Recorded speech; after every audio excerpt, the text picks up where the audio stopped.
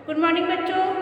देखिए क्लास 7 का सब्जेक्ट है मैथ, जिसमें हम पढ़ रहे थे अभ्यास 15.2। अभ्यास है हमारा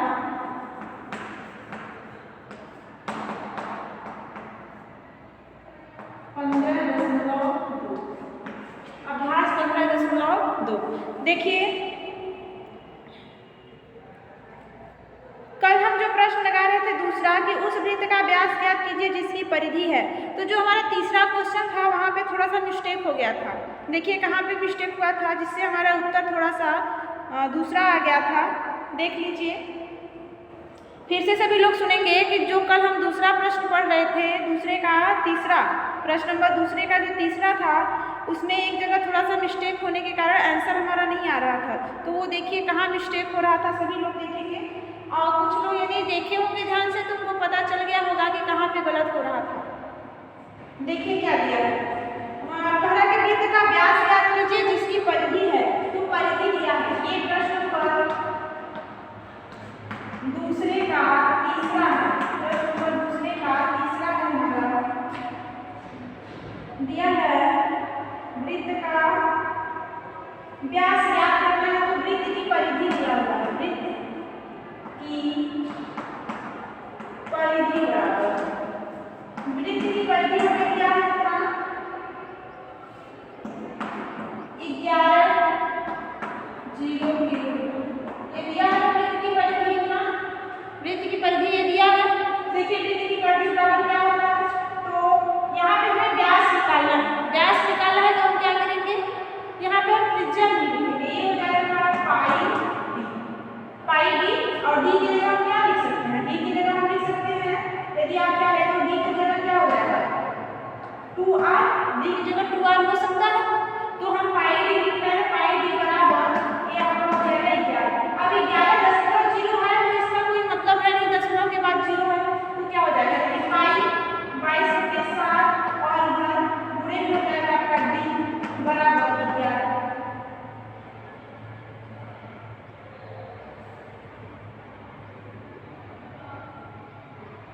अब देखिए डी बराबर क्या हो जाएगा, ये पूरा है बराबर कुछ तो जाएगा, भाग जाएगा और फिर पलट जाएगा। ये 11 से 7/22 सिरे से जाएगा, ये हो जाएगा आपका 11 तो 11 11 गुना 22 तो हो गया डी बराबर आपका 7/2। कितना हो गया डी बराबर 7/2। देखिए गलत कहाँ हुआ था, यहाँ जो 7/22 है यहाँ से हमने काटने में गलत कर दिया था, हो गया 7/2। यहाँ पे हमने लिख दिया था 7/2, तो हमने 77/2 करके भाग दिया था, यही से हमारा थोड़ा सा मिस्टेक हो गया था। तो देखिए यहाँ पे 7/22 रहेगा, 7/22 रहेगा, जिससे कटेगा आपका 11 गुना 22। तो ये एक हो गया, एक का गुणा करेंगे तो 7 निकलेगा और ये 22 7/2 क्या हो जाएगा इधर आपका, इधर लिख देते हैं हम थोड़ा सा। देखिए ये हो जाएगा डी बराबर, यदि 7 में हम 2 से भाग दें तो कितना आएगा, भाग देंगे देखिए 7 भागे 2 3 6 1 बचेगा, फिर 0.0 2 5 10 3.5 3.5 क्या आ जाएगा आपका, किलोमीटर में है तो 3.5 किलोमीटर।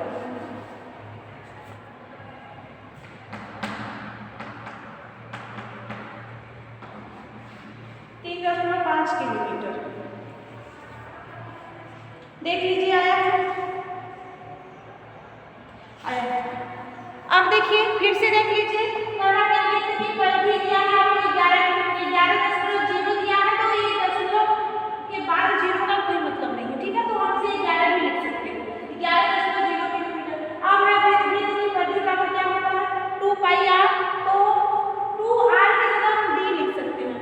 2r मतलब 2 गुणे त्रिज्या, तो व्यास बराबर होता है 2 गुणे त्रिज्या, तो यहाँ पे हम लिख सकते हैं पाई डी बराबर आपका 11। अब देखिए परिधि के नीचे परिधि का सूत्र लिखा है हमने,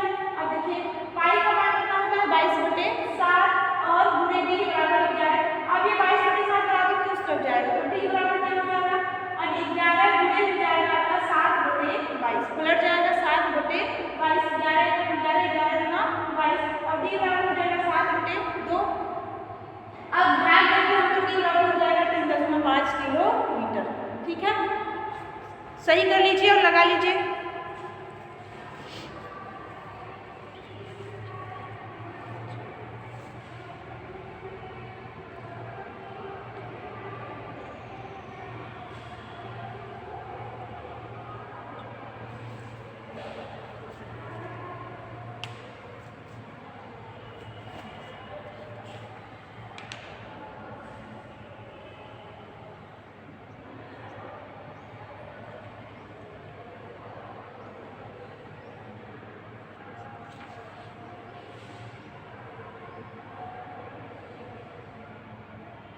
हो गया।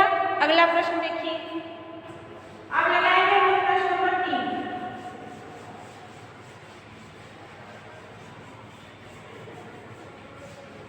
देखिए प्रश्न नंबर 3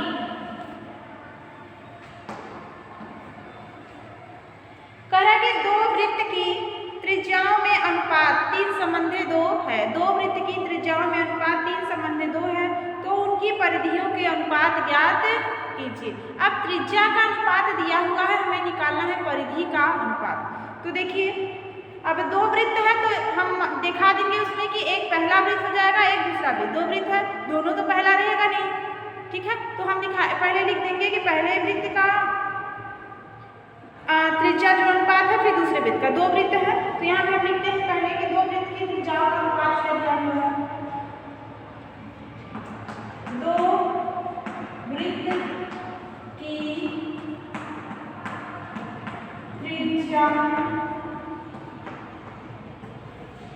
का अनुपात बराबर क्या हो जाएगा, जो दिया हुआ है क्या दिया है, 3 संबंधी 3 संबंधी, ठीक है। इधर ही लिख देते हैं हम, उधर नहीं दिख रहा था।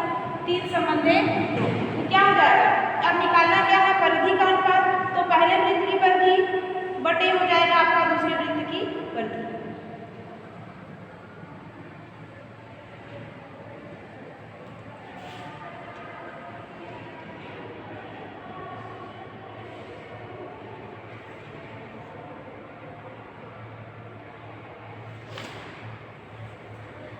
तो त्रिज्या का क्या हो जाएगा, पहले वृत्त की त्रिज्या क्या लिख सकते हैं, R1। अब दो त्रिज्या है तो एक को R1 मान लेते हैं, दूसरे को R2। ये हो जाएगा हमारा 3। तो दूसरे वृत्त की त्रिज्या, दूसरे वृत्त की त्रिज्या R2 बराबर हो जाएगा आपका। तो अब हम लिखेंगे परिधि। क्या पूछ रहा है, कह रहा है कि परिधियों के अनुपात बताइए। तो लिखेंगे हम पहले वृत्त की परिधि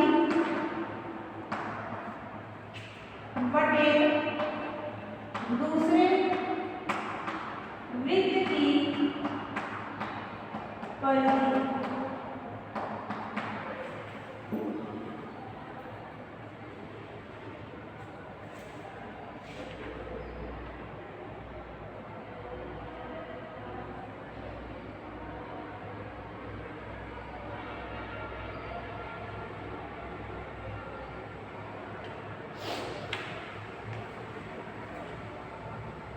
बराबर क्या हो जाएगा, पहले वृत्त की परिधि 2 पाई R1 बटे 2 पाई R2, ठीक है। देखिए पहले वृत्त की परिधि, तो वृत्त की परिधि का क्या है 2 पाई R1 इसलिए हुआ क्योंकि हमने त्रिज्या माना है R1। अब दूसरे वृत्त की परिधि 2 पाई R2, अब R2 इसलिए हुआ क्योंकि हमने त्रिज्या माना है R2। अब देखिए क्या हो जाएगा, इसमें भी क्या है आपका 2 पाई है, इसमें भी क्या है 2 पाई है। क्या हो जाएगा, इधर बन जाएगा आपका पहले वृत्त की परिधि बटे दूसरे वृत्त की परिधि बराबर बचेगा आपका R1 बटा R2, R1 बटा R2। अब देखिए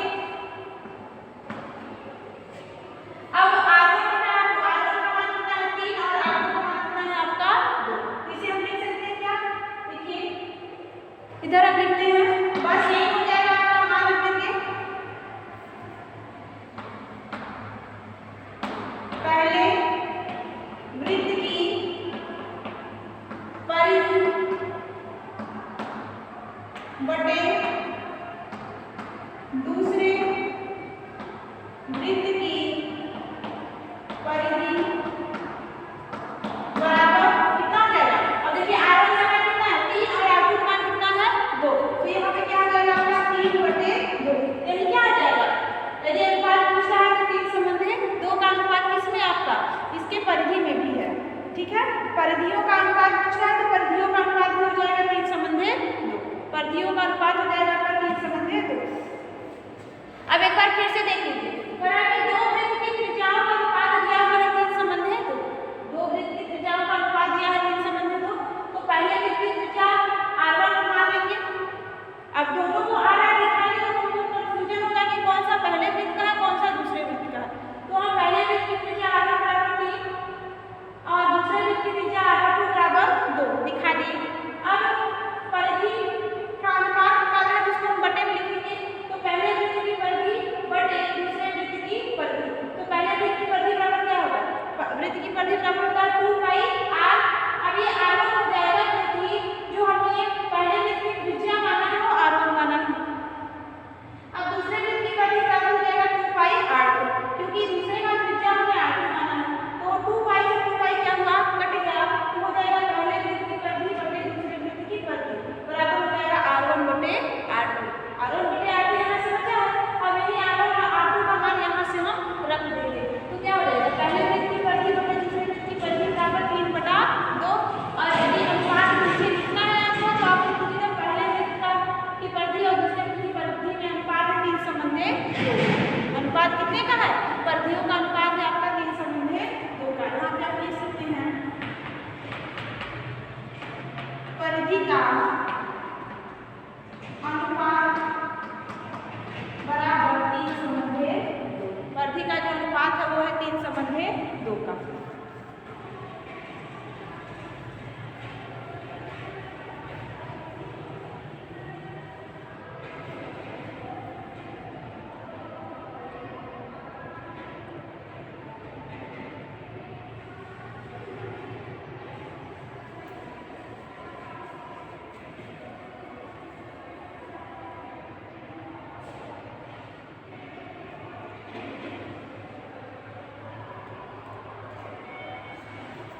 लगाइए इसे जल्दी से।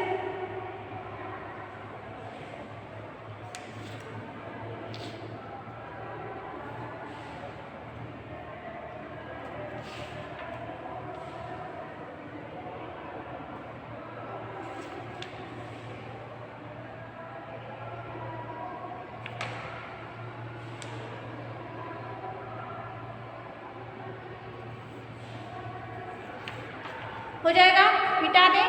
चलिए ठीक है, अगला प्रश्न देखिए क्या है, प्रश्न नंबर 4।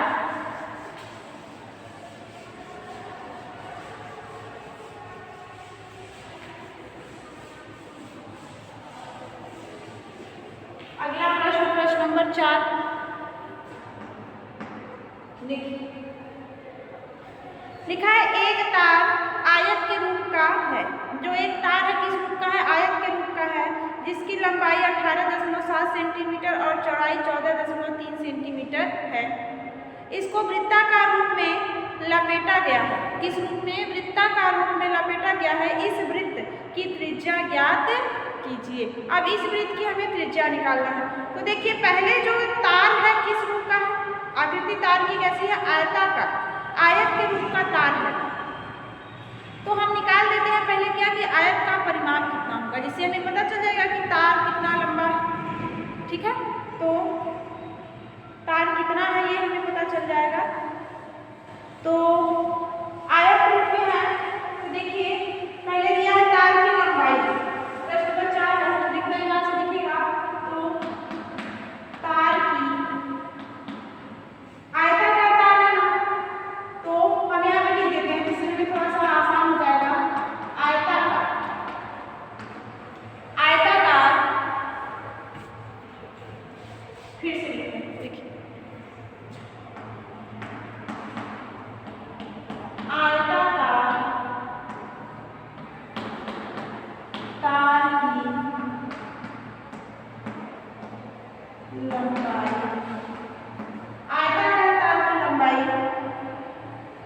दिया है 18.7 सेंटीमीटर, 18.7 सेंटीमीटर। अब आयताकार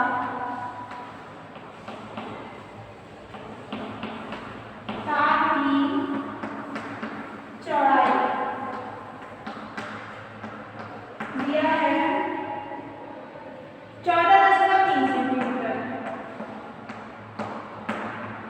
देखिए ये तो अभी हमें दिया हुआ था, हमने अभी इसमें अपने से कुछ नहीं किया है। दिया है कि तार जो है आयताकार है, तो आयताकार तार की लंबाई 18.7 सेंटीमीटर और आयताकार तार की चौड़ाई हो गया 14.3 सेंटीमीटर। अब क्या कह रहा है कि इसको वृत्ताकार रूप में लपेटना है, तो पहले हम क्या निकाल देंगे, इस तार का परिमाप निकाल देंगे। ठीक है, तो क्या हो जाएगा, तो हमें ये पता चलेगा कि तार है कितना। तो आयताकार तार का परिमाप बराबर 2 कोष्ठक में लंबाई प्लस चौड़ाई।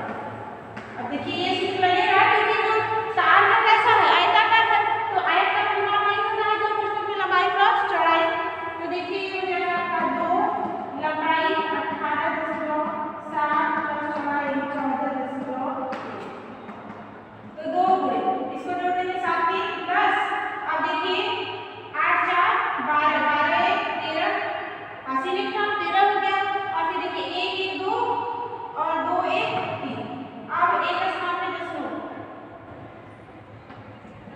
33 33 आ गया।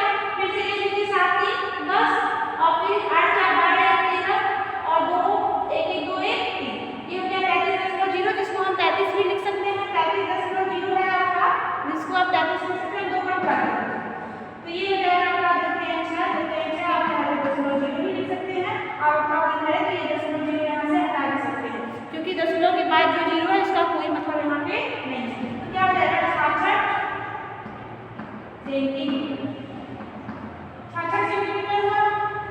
अब देखिए क्या हो रहा है कि इसको वृत्ताकार रूप में लपेटना है, तो इस वृत्त की त्रिज्या ज्ञात कीजिए। अब ये हो गया, मान लीजिए कितना तार है, 66 सेंटीमीटर का तार है। अब इसको क्या करना है, वृत्त पर लपेटना है, तो इसकी त्रिज्या निकालना है। तो क्या होता है वृत्त की परिधि, तो वृत्त की परिधि बराबर होता है 2 पाई r। यहीं से हम क्या करेंगे, त्रिज्या निकालेंगे। तो यहाँ परिधि है ये रखेंगे, मतलब यही परिधि हो गया, तार हो गया, तो 66 बराबर हो जाएगा हमें 2 पाई r।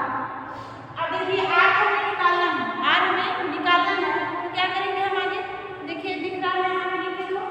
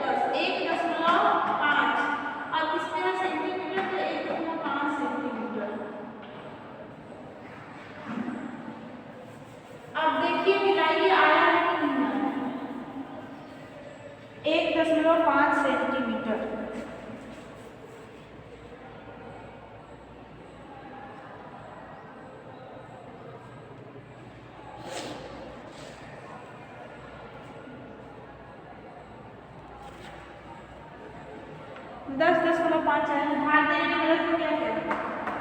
21 2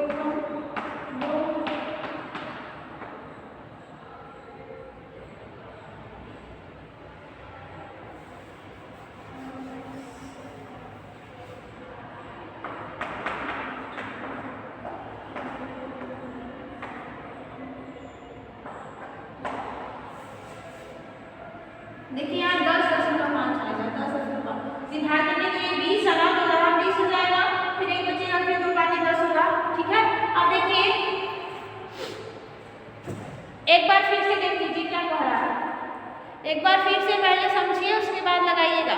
देखिए कह रहा है कि एक तार है जिसका आकृति कैसा है, आयताकार है, तो हम यहाँ लिखते हैं कि आयताकार तार की लंबाई दिया हुआ है 18.7 सेंटीमीटर, फिर आयताकार तार की चौड़ाई दिया है 14.3 सेंटीमीटर, ये दिया हुआ है। तो हम क्या करेंगे, इस तार का परिमाप निकालेंगे तो हमें पता चल जाएगा कि तार कितना है।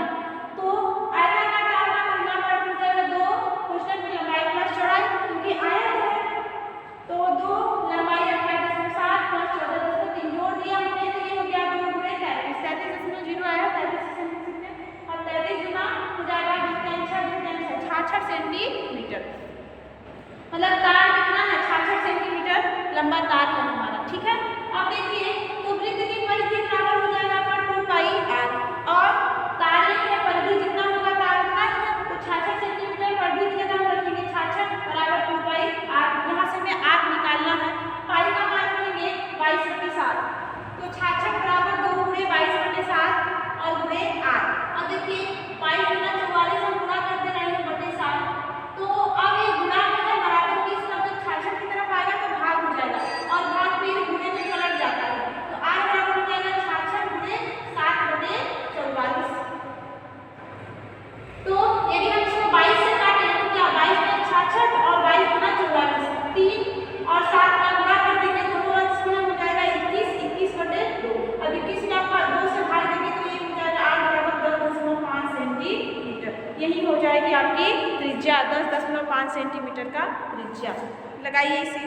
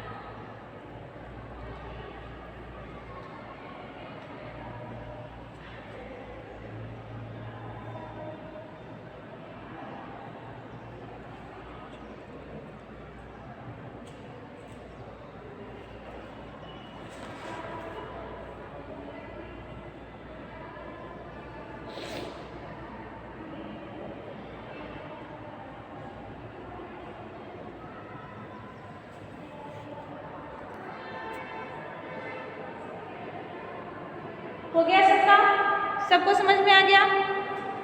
अब देखिए अगला प्रश्न जो है क्या कह रहा है, कह रहा है कि एक कार के पहिए का व्यास 77 सेंटीमीटर है, यहाँ पे व्यास दिया है, त्रिज्या नहीं है, व्यास दिया है। यह 121 किलोमीटर चलने में कितना चक्कर लगाएगा। अब व्यास है आपका कितना 77 सेंटीमीटर, तो या तो व्यास का सूत्र रखिएगा, तो पहले आप पहिए की परिधि निकाल लीजिएगा, पहिए की परिधि। अब देखिए ये जो दूरी दिया है 121 किलोमीटर है, हमारा जो परिधि आएगा वो कितने में आएगा, सेंटीमीटर में आएगा। तो इस किलोमीटर को भी हम क्या करेंगे, सेंटीमीटर में बदल लीजिएगा और इसको भाग दीजिएगा। चलिए आप लगाने का प्रयास कीजिएगा, इसको हम कल बताएंगे। आज के लिए बस इतना ही बच्चों, ठीक है। सारे प्रश्न को नोट्स पर लगा लीजिएगा और एक बार फिर से रफ पर लगाइएगा खुद से, ठीक है। आज के लिए इतना ही, बाय बच्चों।